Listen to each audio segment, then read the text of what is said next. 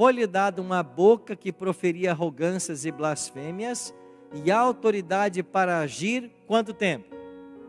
42 meses. E ele proferirá palavras contra o Altíssimo, magoará os santos do Altíssimo, cuidará em mudar os tempos e a lei, e os santos lhe serão entregues nas mãos, por um tempo, 2 tempos e metade de um tempo.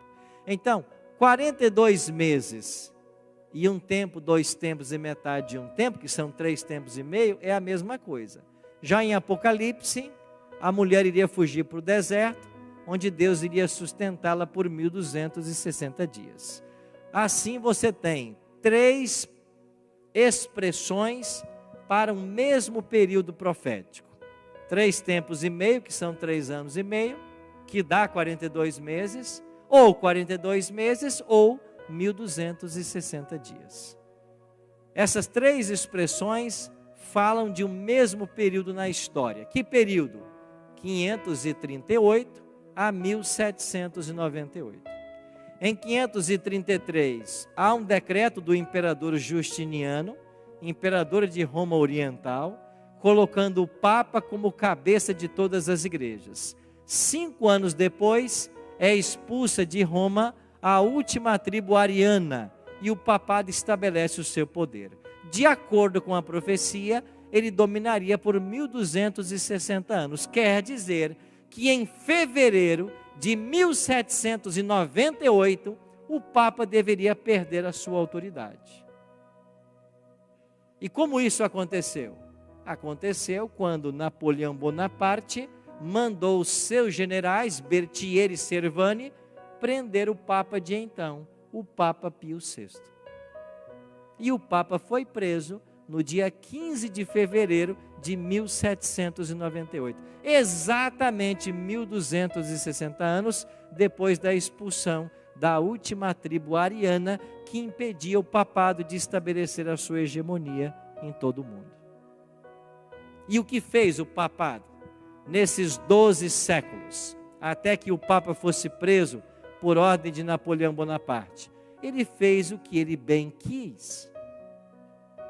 Ele perseguiu e matou milhares de cristãos. Eu tenho em casa algumas obras que contam a história das perseguições da Idade Média.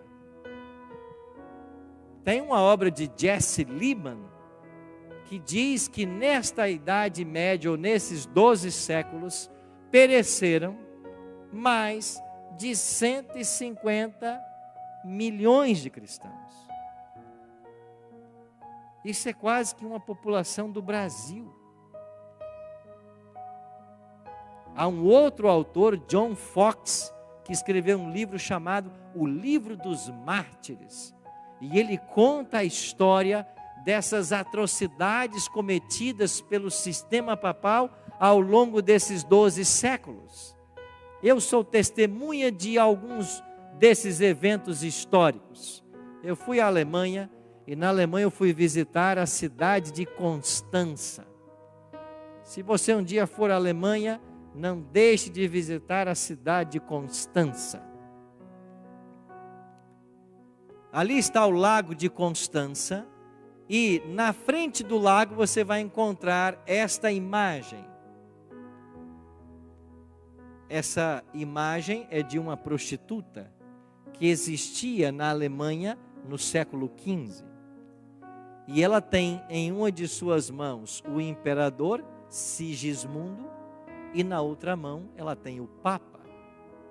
E ela fica rodando assim, em 360 graus, o tempo inteiro em frente ao lago de Constança. E quando nós chegamos ali, porque nós fomos em busca de um salão, que hoje é um hotel, onde aconteceu o concílio de Constança. Esse concílio é importantíssimo para a história da Igreja Católica. Você se lembra do cisma papal? Houve uma única vez na história em que nós tínhamos 3 papas. Tinha um papa em Roma, tinha um papa em Turim e tinha um papa em Avignon, na França. E todos os 3 papas diziam ser o papa verdadeiro.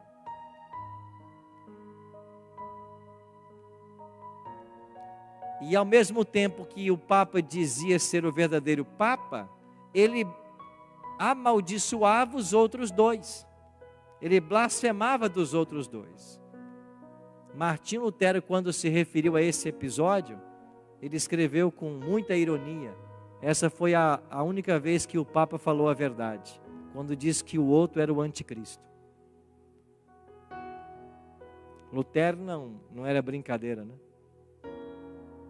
Mas a Igreja Romana, para resolver o problema do cisma papal e para ver quem de fato deveria permanecer na cadeira de São Pedro, convocou um concílio para a cidade de Constança. Aí eles depuseram os 3 papas e elegeram um outro papa, que foi Martinho V, no lugar desses 3. Esse concílio de Constança, o prédio que ele aconteceu tem lá até hoje, é um hotel. E ele se tornou famoso porque ele também condenou à morte 2 heróis da Idade Média, John Hus e Jerônimo de Praga. Os 2 foram queimados em praça pública. E quando você sai desse lago de Constança e desse local onde aconteceu o concílio, você caminha alguns quilômetros e você vai chegar numa bela praça. E lá tem uma enorme pedra. De um lado da pedra está escrito John Hus e do outro lado Jerônimo de Praga. Esta pedra marca o exato local onde os 2 foram queimados vivos. E por que foram queimados vivos? Porque não aceitavam a autoridade do Papa, nem os ensinos que ele pregava. Eu estava com o Dr. Alberto Tim, que fala alemão, e quando chegamos perto dessa imagem, havia ali 2 cidadãs da cidade ali, tirando fotos, e ele perguntou para elas: escuta, o que representa essa mulher aqui? A gente não sabia da história. E elas disseram em alemão: isso aqui é uma prostituta que viveu aqui nos anos 1414, quando aconteceu o concílio de Constança, e segundo a história, tanto o imperador quanto o Papa se envolveram com essa prostituta. É por isso que ela está aí. Aí a pergunta lógica que nós fizemos foi: mas escuta, a igreja não veio aqui já para tentar tirar essa imagem daqui? E elas disseram: tirar por quê? Essa é a história. Por que vai tirar?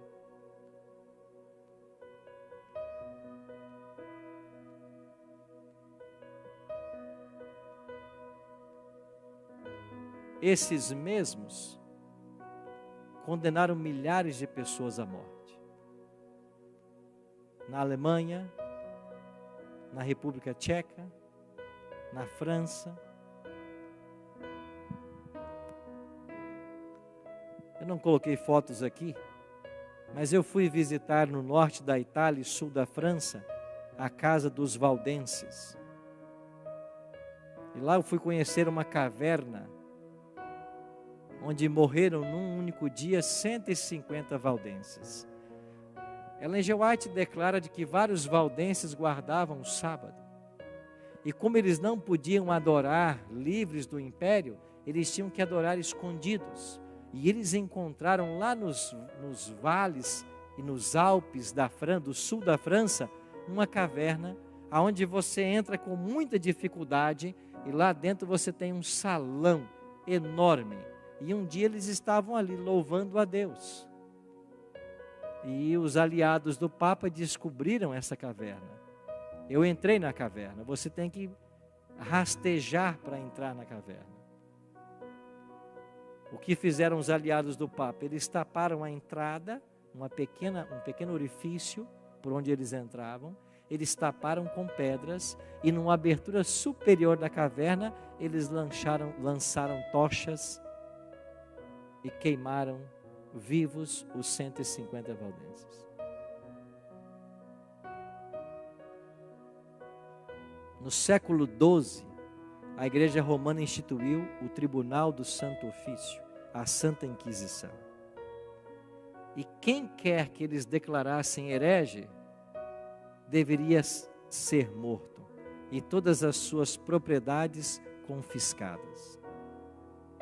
Eles mataram milhares.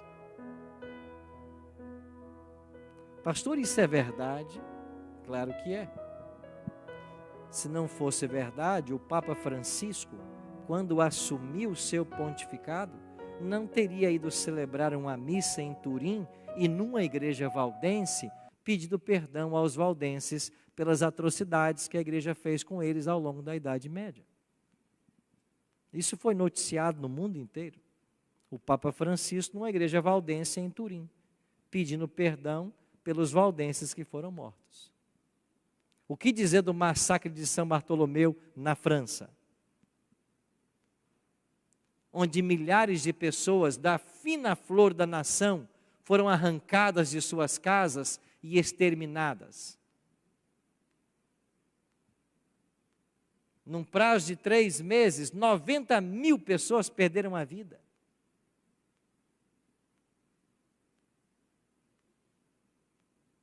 A perseguição se espalhou em vários países do mundo. Vá aqui no Peru e você vai visitar aí no Peru o Museu da Santa Inquisição. E sabe qual é a boa notícia? Isso vai voltar. Isso vai. Apocalipse 3 diz que isso vai voltar. Essa é outra página que nós vamos virar em algum momento. Quarta característica desse poder do chifre pequeno, que o identifica como a igreja romana. Daniel 7:25. O que ele faria? Cuidaria em mudar o quê? Os tempos e o quê? Como é que esse poder mudou a lei? Excluiu o segundo mandamento, que proíbe adorar em imagem de escultura, trocou o sábado pelo domingo e dividiu o 10º mandamento em 2. Pastor Arilton, de onde o senhor tirou isso? Daqui, ó. Do catecismo da igreja romana. E aqui no catecismo, a partir da página 541, você tem aqui na segunda seção os 10 mandamentos. E aí começa a fazer uma comparação dos 10 mandamentos, e quando chega o momento de você comparar os mandamentos do catecismo com o da Bíblia, o que acontece? O segundo mandamento desaparece, ele não tem mais aqui. Eu até coloquei uma interrogação no meu. O segundo mandamento desaparece. O lembra-te do dia de sábado passa a ser guardar domingos e festas. E o 10º mandamento, que é um só, vira 2 no catecismo. É isso que eles fizeram.